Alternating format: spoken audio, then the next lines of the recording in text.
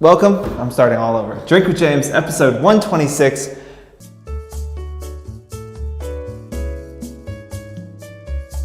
Back in the office. I love vacations, I love time off, but after 2 or 3 days, I start itching a little bit, ready to get back into the office. As I get older, I just like my routine, and no matter how lovely it is to be outside of that routine, after a couple days, I start to want to be, back in my flow, back on the bike in the mornings, back eating healthy food, back in the office every day, feeling that busy, crazed feeling. So I'm happy to be back in the office.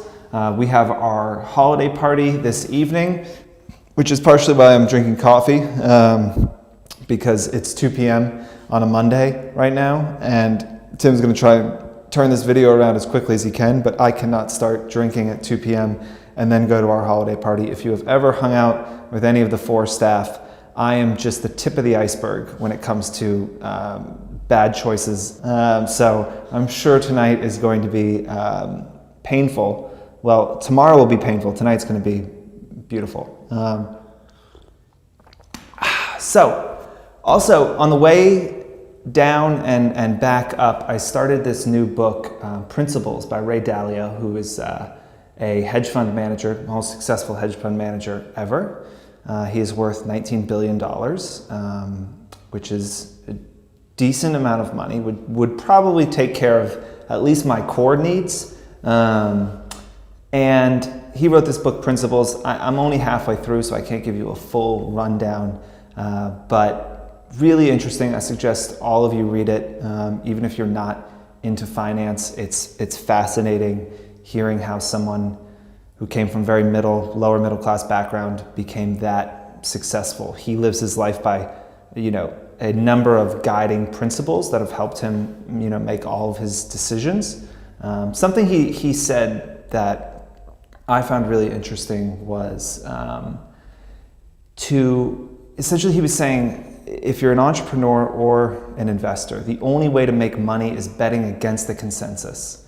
Something we've talked about a lot is that, the stuff that's worked for other people probably isn't going to be the way that you become successful. And essentially he says that, if you're buying a stock, let's say you're buying Amazon, everyone believes that Amazon is a very valuable company.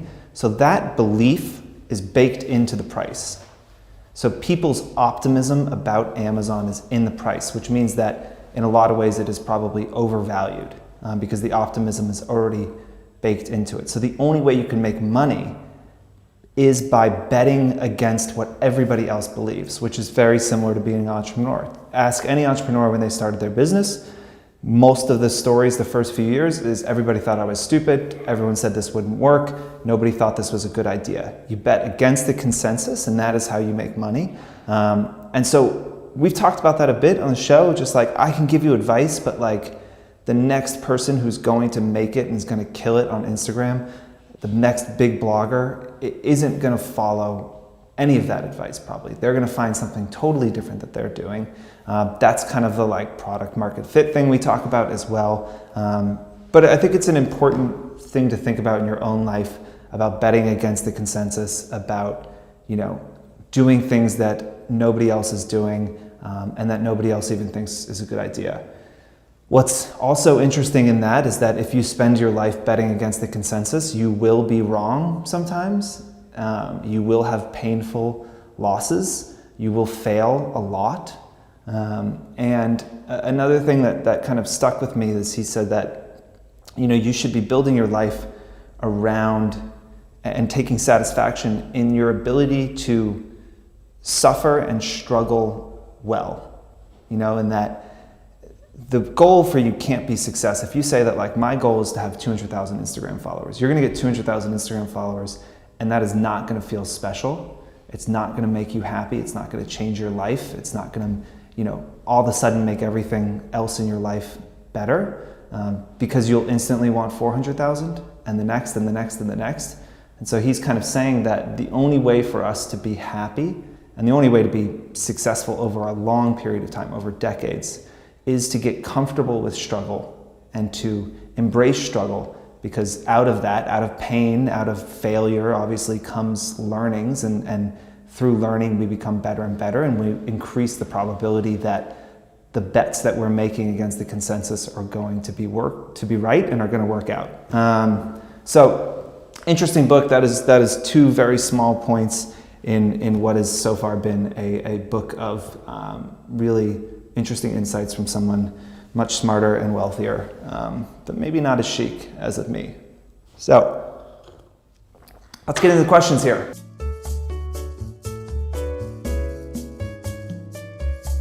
Question number 1, how can I enhance my presence this holiday season?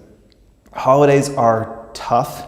We did a survey for our clients around the holiday season, just trying to understand what influencers, how they think about it. 50% of influencers said they've turned down deals during the holidays because it was too late or because they had too many, sponsored posts already. So that's interesting because there is a huge amount of demand for sponsored posts.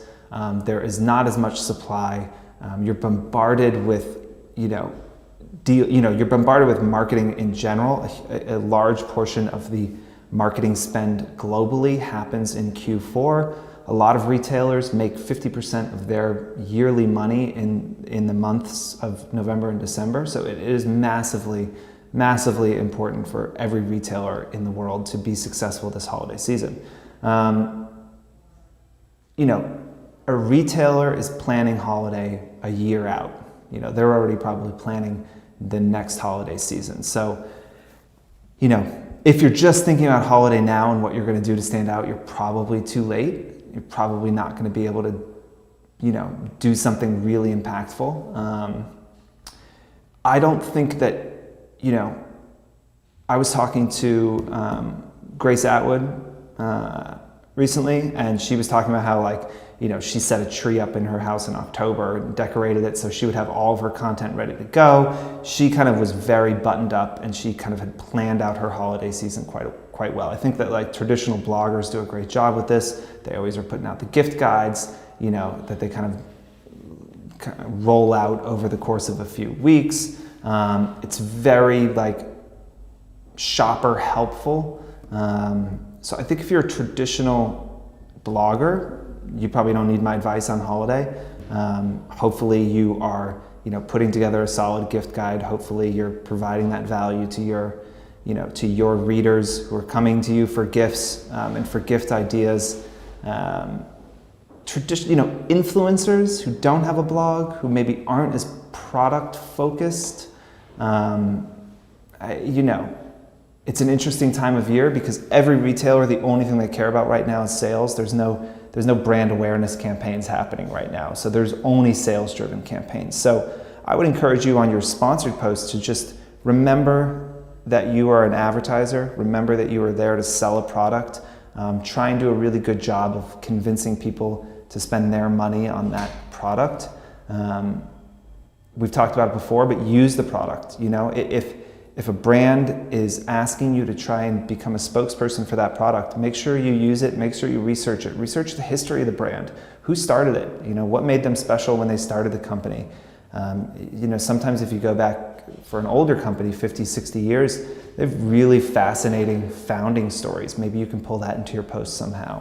But remember that you are a salesperson for that brand and try and help them sell it. If you don't feel like you can sell the brand, the expectation is that you would walk away. Now, outside of sponsored posts, what can you do that's impactful? Especially early in the season. Now, when's this coming out? Today. So from now for the next week, people are going to be amped up to see holiday shit. They are ready to see lights. They're ready to see, red and green and you and fucking reindeer ears. They are ready for that content. Think about how excited you are to put Christmas music on the first time, and think about how much you hate it by the time Christmas rolls around. The posts that you put out are the same. Right now, I think there's an appetite for it. People want to see it. It makes them happy. It reminds them of the holidays. It gets them excited to go shopping and to drink hot cocoa and all that, wear onesie pajamas and all that. They're excited about it. They want to see it. They will not want to see it nearly as much in 3 weeks. So try and get your content out early. Sometimes being first is better than being best. So, earlier the better. And then again, let's go with our, if this episode is rooted in Dalio's advice, go against the consensus. Think about what everyone else is doing and try and do something different. If you don't feel like you can shoot a iconic holiday photo, or something that just is like screaming holiday that you think people are gonna love, then think about what nobody else will do and try and do something there. Being personal is always good. There's, one of our first year we were in business, we sent out these gifts to clients, and we contacted the siblings of influencers and got them to write stories about that influencer when they were a kid during the holidays. And we got them to send us a photo of the kids like young in front of their trees, or celebrating the holidays in whatever way they did. It was really cute and heartfelt, because the stories around the holidays are, sappy and heartfelt and sometimes tragic, and it's a good time for you, I think, to open up personally to your followers in a month where they will be bombarded with messages of buy this, buy this, buy this, buy this. It might be nice to just tell them a bit about yourself, tell them a bit about, some holiday memories that you have. Nice time to kind of open up and be a little more personal if you have in the past shied away from doing that. End of the day, yes, this is an important time commercially for everyone in the industry, for everyone in advertising and retail as we are. Try not to stress too much about it. End of the day, this should be a time for you to be with your family. It should be a time for you to kind of look back on your year. Wouldn't stress too much about it. Everyone I've ever come in contact with that works in retail or advertising for retailers hates the holidays, because it becomes a negative thing, because it's so stressful. It's not worth ruining the holidays so you can get like the perfect Instagram up. So don't sweat it too much. Remember next year, and maybe next year start thinking about it in August and planning it out so that you don't get too stressed.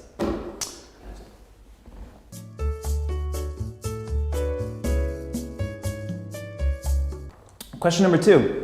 I was getting crazy reach on all my posts a few weeks ago, above my follower counts, from people that don't follow. Lately, I haven't gotten any reach outside of the following, even though they're some of my best posts ever.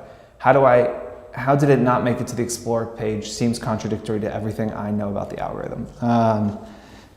So, quick explanation for those of you, who aren't looking at your numbers as much. When you see your impressions, you see impressions from people that weren't following you. So you can see like impressions from Explore or other. So this influencer is saying they used to get a lot of impressions from Explore, now they're not. One, this is normal. The algorithm is tweaked and changed all the time.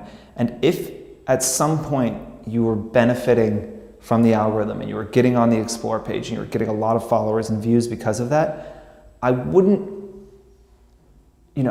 beat yourself up too much when that goes away. I would be happy that you had it. Most people never have that moment where they're, getting more views than they have followers. It can be frustrating. The Explore page works fairly simply, as explained from our visit at Instagram the other day. Essentially, they say, if I follow you and you follow Tim, and I don't follow Tim, and you are very engaged with Tim's posts, they will put Tim on the Explore page assuming that I might be interested since you seem so interested. So it takes the accounts that somebody is very engaged with and serves them to their followers. This goes back to making sure you're driving engagement inside your feed, making sure people are commenting, making sure they're liking. That is driving everything. So if it fell off a cliff, I will say that like you are not the first person I've heard that from. It doesn't mean that you won't be back on the cliff in a couple months or a couple weeks. These algorithms are very complex and they change all the time, and Instagram grows all the time, and so it gets more and more competitive to get on that page and harder. Something that was talked about at Instagram as well. I'm not a big IGTV believer. I don't think anyone at Facebook and Instagram is touting IGTV as a big success right now. IGTV is on the Explore page now. They're serving IGTV videos on the Explore page. You know that Instagram pushes new features really hard. There is a fraction of the Instagram community is creating IGTV videos, so potential growth opportunity there. Again, I'm not a big believer in IGTV, but this is coming from Facebook saying that they are actively pushing IGTV videos on Explore, and there's just not much competition there. So that could be one way to get on there. But look, it's kind of a black box what the algorithm does. And again, I wouldn't sweat it too much. If you were getting a bunch of views and now you weren't, my suggestion would be to tweak something to keep trying things. The other thing is that like Instagram is in some ways it is a bit of a meritocracy, right? Like the platform is driven by the desires of that platform. And so, again, what worked 6 months ago probably won't work now because the world is different now than it was 6 months ago. So it might even be not that, anything changed at Instagram, but that tastes have changed in general, ever so subtly. And those tastes have moved away from what you are doing. And maybe your engagement fell organically on your feed by 10%. And maybe that 10%, which if you're getting 1,000 likes, it's only 100 likes. That's not a huge amount. It's not like a noticeable amount that you would freak out about, but maybe that 10% is keeping you off the Explore page. So tastes are changing all the time. You have to keep changing. You have to keep evolving. Evolution is absolutely the key to everything that you're doing. So if it's not working anymore, I wouldn't bang my fist on the table and ask, why isn't this working? This is so unfair. I would understand that things are different now. The world is different. And you now have to operate within those new parameters. It's probably not going to go back. So like that's done. Now what is the important question? Try new things, experiment, figure out what's going on, and track those results.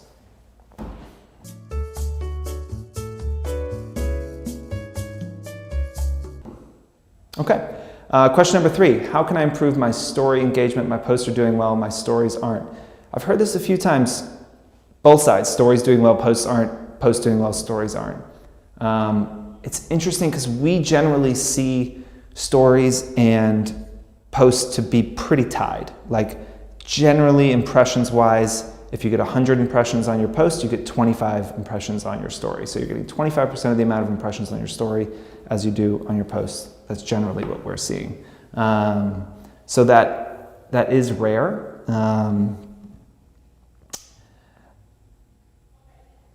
First, I would ask, have your stories ever done well, or have they always underperformed? If they've always underperformed, I think it is proof that maybe what you're doing there isn't interesting to your audience for some reason. The algorithm is not predatory. It's not just screwing you over. So if they're not serving your stories to people, it's probably because people are skipping your stories. So again, my advice is not much different than it always is, which is test new things, track the data, take a week, write down your average story views that you're getting now, change things up the next week, and write your story views down then. Change things up again, write your story views. Plot that all out, track it, see if you can create change. You try very different things and see if you can get things to change. Linking what's happening in your post with what's happening in your stories is great. Rach Martino does a lot of this. She does a lot of she does this behind the gram thing. She'll explain, she'll post behind the scenes. She does a nice job. Mike Q, who we've talked about a bit, Q Mike on Instagram, he does a nice job of showing behind the scenes. Now, he does these complex pieces, like videos and things like that. And so he's showing behind the scenes of it. So it is interesting if you're interested in the post. And, it just goes back to that. Like, is it interesting, or is it you walking to the gym and being like, walking to the gym? I think that stories came out, everyone tried it, and it was just like, let's throw up whatever. And then it's gotten a little more professional. People are using the templates. They're trying to make it look a little better. They're shooting stuff specifically for stories. So I think the quality level on stories has gone up, but there still is not a huge amount of strategy.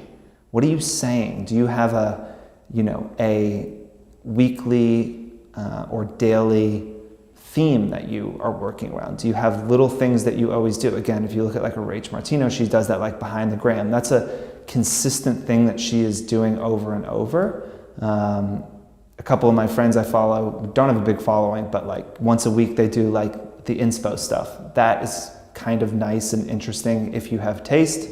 So I think thinking about themes, thinking about buckets, thinking about trying to get your stories away from just I'm bored and I'm going to pick up the phone and film myself, to more thoughtful, produced work is one way to go.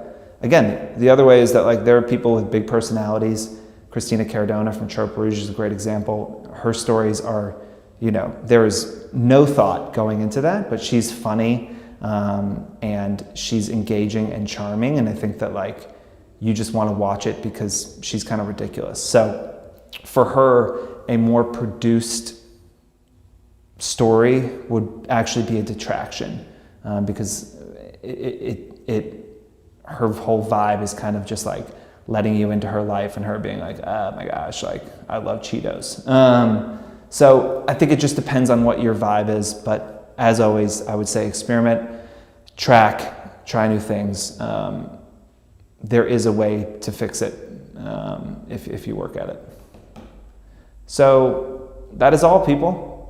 Tim has to edit this and turn it around in 2 or 3 hours, so I'm going to let him get to that. Cheers.